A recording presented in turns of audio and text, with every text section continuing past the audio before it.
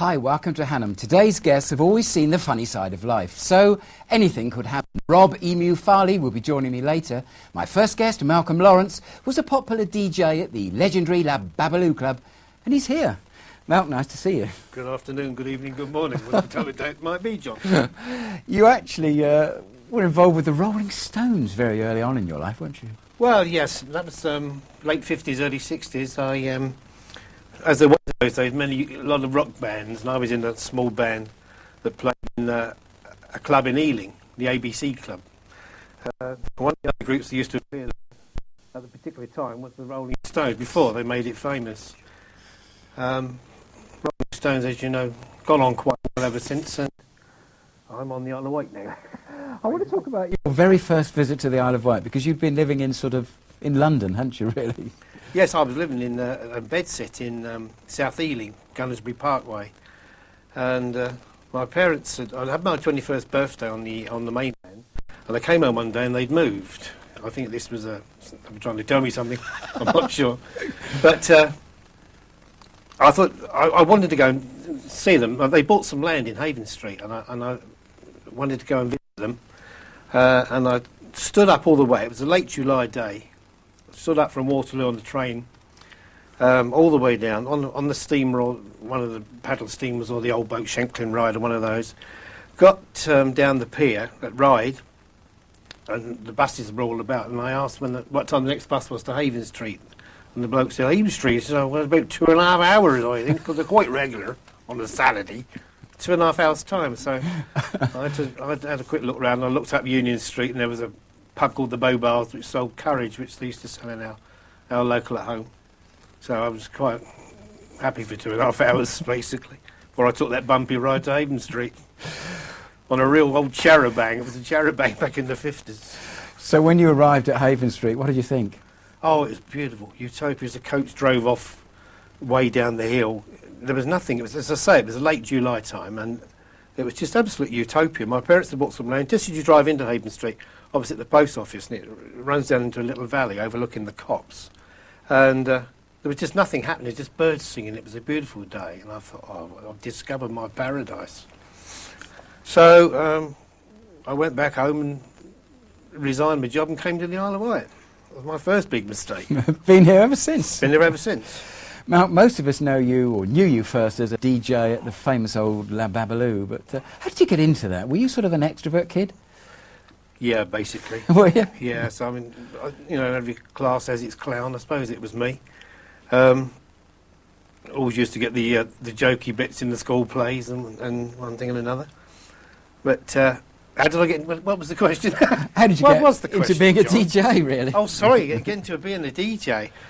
Well, that was just a fluke. I mean, the Babalu was the in place in those early 60s days, and in fact, this is mid-60s when I actually got the job there, but I was just a patron, if you like, and I went to see one of the... I really fancied having a go at it. I hadn't done it before, but I just fancied having a go. As you say, being a bit of extrovert, so I can do that, So I went to one of the DJs who was on that, not John Dyer, I think it was, and just said to him, could I have a go at this sometime? And he literally chucked me into the deep end. He said, well, what you do is this, and this is how you do it. He said, I've got to go to the boys' room. He said, have a go. And I literally was, that's how I started it. But you were a bit different, really, weren't you? Well, I wasn't that was that was type DJ. No, I'd be a bit more visual, I suppose. They were pretty long nights too, Malc, weren't they? Quite long. We'd start about 8:30 and in the evening and finish about 8:30 in the morning. Unofficially, of course. Did you go on to the cleaner arrived? Was that true? Yeah, yeah. I mean, it was. We finished about 2 a.m. anyway, officially. By the time it all cleared up and got people off the premises, that we had our sort of unwind period, but which would stretch sometimes into the early hours of the morning with the band still playing, and the cleaner would come in and sweep round the bodies and the drunken bodies, and just like nothing had happened, and we were still going at 7 in the morning some mornings, boogieing away. You had a water fight one night too, didn't you? Yeah, that's one of those sort of instances where I think somebody flicked something at somebody, and so it got on, and it was buckets and glasses, then buckets, and then the whole place was flooded right out, inches of water in there. You sort of used to entertain the law too late at night, didn't you? Sort of look after them, really. Well, I mean, I don't know if I'm supposed to say this, really, but... Well, go on, Mel. I don't want to sort of down the constabulary of those days. But again, there were a lot of police. There was a big police presence. What should I say? A large night shift, probably a dozen policemen in Ryde, and it was the Babalu was closed, and they'd seen people off the premises and out of the area would tend to come back there for refreshments because we always kept the coffee pot on for them and a sandwich or two. So the best part of the evening shift of Ryde Police was usually up at the back of the Babalu for their refreshments, as they would call it. Will you tell me a story of when you were seen running down over Beeper Chute one night? Oh, is it true? Well, yeah. That was, as I say, we used to stay and do the unwind thing, and we'd get up to maybe just sit and chat some nights. And other nights we'd play silly games like Dare and Bets and what have you. And this bet came up with Dave, a guy called Dave Barrett, and I had lost whatever we were doing at the time, and we had to run nude down to the bottom of Whitefield Woods, back up to Westridge petrol station and back into the Babalu for a bet. So off we set, starkers, down halfway down Whitefield Woods at about 4 in the morning. Up the other, suddenly a pair of headlights appeared coming up Whitefield Woods, and the blue flashing of lights. I thought, oh crikey, we're for it now. It was a couple of the local police, and just wound the window down and said, "Morning, Dave. Morning, Malc. We'll see you a bit later." Then just carried and drove off into the darkness. So we said, "Oh well, we just keep running then." It doesn't look as if we're going to get arrested anyway if he gets reported. The Five Alive was sort of one of the popular bands at that time, really, weren't they? Yeah. Great memories of them, Bernie Cullen and all the boys? Excellent memories. Certainly with the Five Alive, and we used to have a lot of fun with them. Bernie was good, and Bernie again was an extrovert and a good entertainer. They were a good band, and we'd get to do things. You know, I'd get on and muck about with them quite a bit.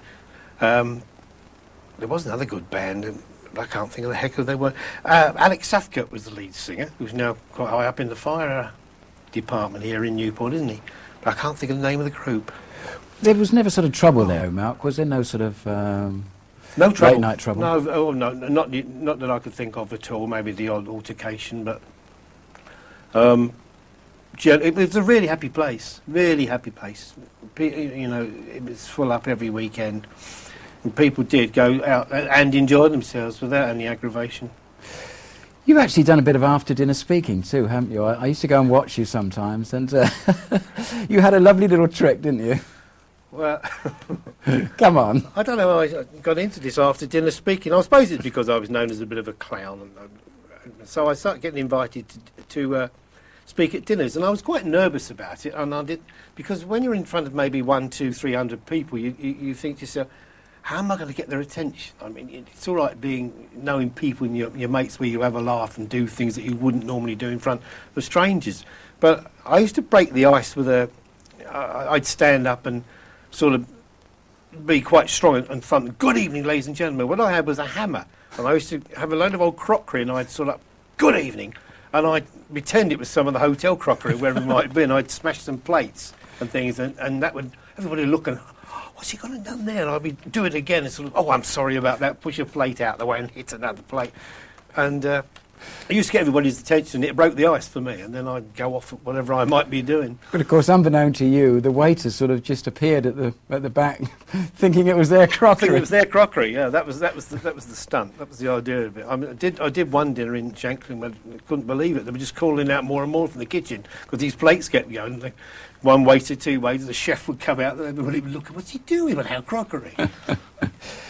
You've been involved with sport quite a bit on the island, and rugby, you sort of got involved with the Hurricanes, didn't you? Yeah. Really? You must have a few funny stories. I've got an idea once that you were going across the Severn Bridge and you had a bit of a problem. The Severn Bridge? Oh, blimey. Yes? That was an extraordinary weekend, yeah. That was, I bet it was. Well, I was sort of in charge, as it were, whatever I said had to be done, type thing, because I was senior, so I'm in charge, type thing. And I blew a whistle, and it was like a Simon Says. Every time I blew a whistle, we had to listen.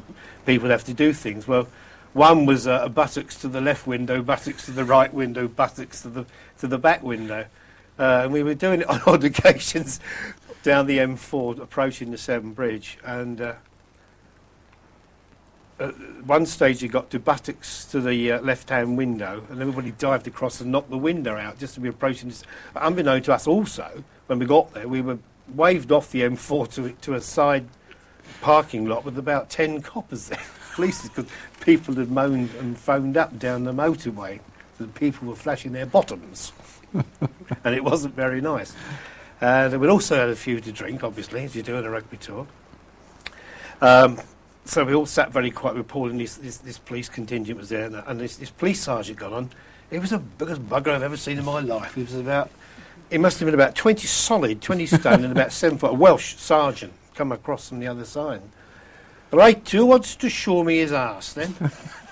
and we sat there like all little schoolboys then, you know.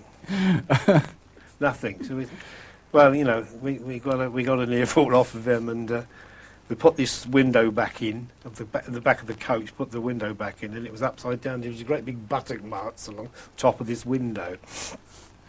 But he said, well, go and have a good weekend, you know, behave yourselves. Telling a rugby team to behave themselves. And funny enough, that weekend we got into Cardiff and got there, and it started to snow on the Friday night. We never did play. We never did play rugby at all. Actually, you had a young guy that played for you that actually went on to play for Wales. Jonathan Terrific, Griffiths, yeah. Wasn't it? Yeah. He was. You could see he had the makings of a good player, a bit of a class apart, even as a youngster. You were sort of minders for him when he started, weren't you, one or two of you? Well, we looked up. Well, not so much me, but more of the forwards, you know, because he was the scrum half behind the pack. So a lot of the big lads used to look after him. People like Ron Tom, Tommy Booth, one or two others, he'd call him his minders, because he was a scrap of a lad. Really, he was so nippy though, so fast and natural. But of course, when he started playing first team rugby, they, opposition would take a lot of advantage of him. He got a few tramplings as a young lad, and then went on to play the ultimate, you know, for his country. Terrific. Malc, just before you go, you've had sort of one or two revival gigs, had you, looking back at the sort of Babalu and great success, really, in recent years. Yeah. That's Dave Cannon's sort of baby. I mean, I've got to give him credit. He does a lot of hard work about it, but he just felt that if we had a Babalu revival, that people are now our age, 50, would have somewhere to go, but there isn't anywhere for people to go. So we had this Babalu 1 and Babalu 2 that we've done. Been very successful sellouts. Terrific. You know. And you've been on great form. Yeah, it hasn't been too bad. I keep thinking I don't want to do it, but then I get into it and do it. Malc, it's always a great pleasure to see you. Thanks so much for coming in. It's my pleasure, John. Absolutely wonderful. Lots of luck in the future. Yes, thank you very much. I'll be back in a few minutes with Emu Farley.